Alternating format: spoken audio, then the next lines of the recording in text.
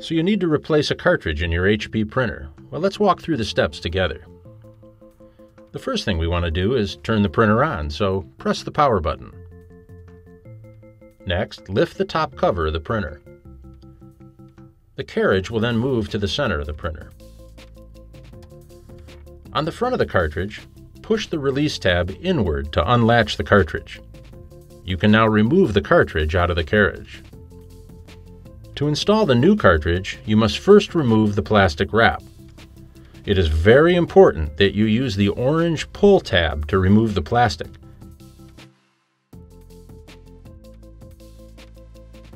This will properly expose the vent slot in the top of the cartridge. After all the plastic has been removed, you then need to remove the orange plastic cap from the cartridge. Place the cartridge in one hand and the orange cap in the other, and then twist the cap off. Substantial force may be necessary to remove this cap.